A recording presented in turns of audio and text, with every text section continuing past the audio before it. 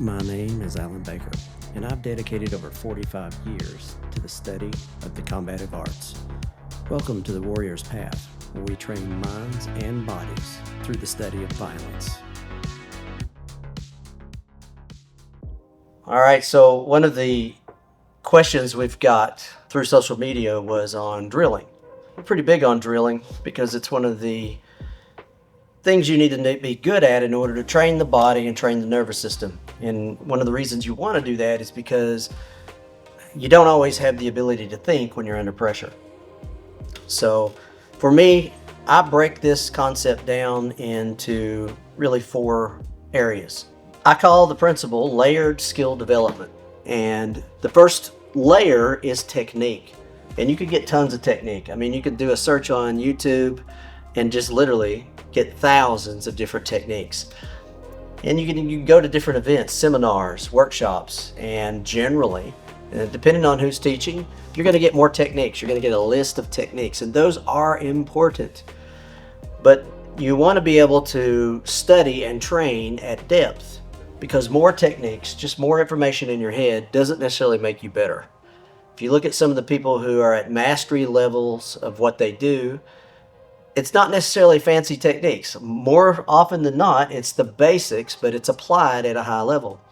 So they're able to take those basics and dive deeper on their skill set. How do you do that? And that is one of the reasons we put together this mind tool of layered skill development. So like we said, the first layer is technique. That's relatively easy to get. Second layer is attribute development.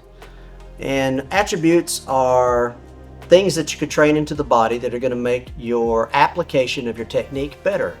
And they're going to be things like timing, sensitivity, for me, placement, training your body to be in the right place at the right time. And you can train different drills. You can borrow drills from different martial arts. After a certain point, you can get to the point where you'll even create drills to start to ingrain those attributes into your body. The third layer of that, for me, is body state training. Now, when I say body state training, what I'm talking about is, an example of it is control of the levels of tension in your body, or the ability to activate high levels of tension in your body. To me, there's 2 ends of the scale, the ability to relax at great levels or the ability to contract at great levels. Now, the ability to relax, especially under pressure or in a chaotic environment, that's pretty obvious. Some people have a talent at it, and the ability to flex at higher levels is generally related to strength development. And there's different ways to develop strength in the body. One of them, from my training, is to increase your ability to access higher percentages of flexion in your muscular system. And so that is an example of body state training. We'll commonly talk about the ability to root in different martial arts or become heavy and more substantial. And the beginning levels of this is the ability to turn off tension in your body. I've got teachers and mentors that can do this, and it allows them to be more substantial. They're harder to move. It also allows them to hit harder. If you look at a good Kung Fu man who has mastered the ability to relax tension levels in his body, generally they can hit very hard. They have very heavy hands. So that attribute can that body state can be applied in many different ways once you gain it. The point is having the ability to acquire that higher level of skill, that body state skill, developing the ability to have a greater amount of control of tension in the body. Now, there are multiple types of body state training. I introduce tension control because it is one of the first ones I start teaching in the academy and in the C-Tac program. We talk about it quite extensively. And so that would come in right under that attribute development. You have a technique. You can have an attribute development methods that'll improve your ability to apply that technique. But just the same, if you have higher levels of physical control of your body, you have a better body state, your application or your expression of that technique is going to be even better.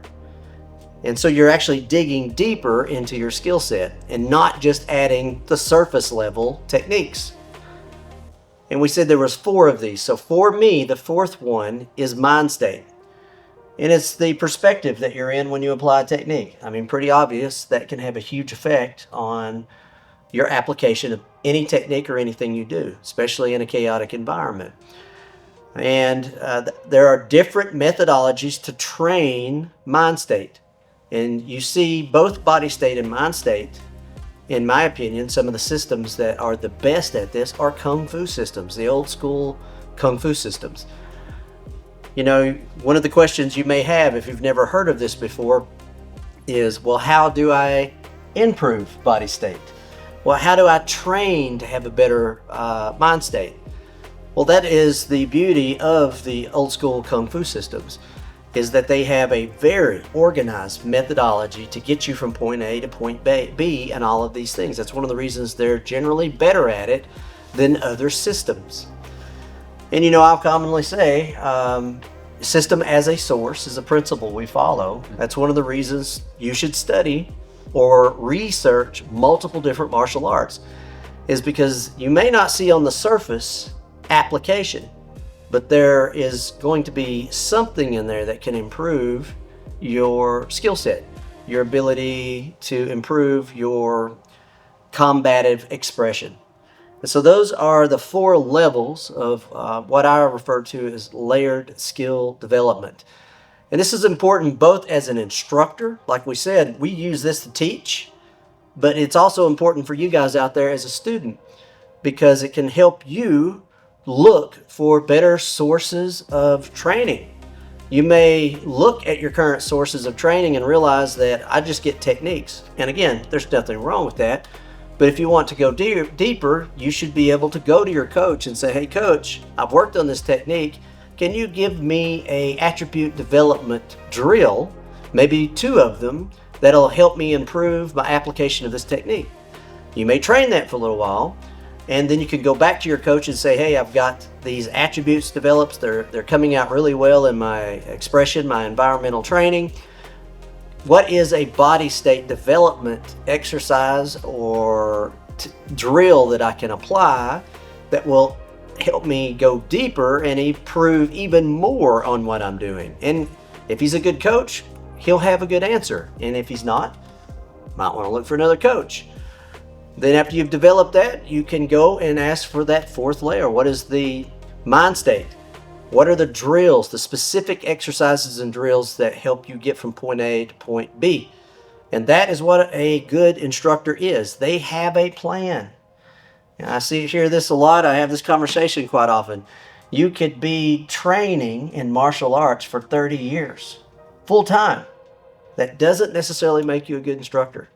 It makes you have a lot of time and wisdom in, but a good instructor has a plan. They're someone that will take the time to sit down and develop an intelligent path for you to get from point A to point B. They're there to condense time so that you don't make the same mistakes that we made. You know, if I do my job well, my students, you'll always hear this, they'll outgrow me. They'll be better than me. But if I'm good at being an instructor, they should get there pretty quick, maybe quicker than I did. So hopefully that helps answer the questions and maybe gives you a few more things to think about. All right, guys, a lot of this information is teaching tools and learning tools that we implement in the civilian tactical program. If you'd like more information on that program, just comment anywhere the word civilian, and we will send you a link so you can get more information on that program.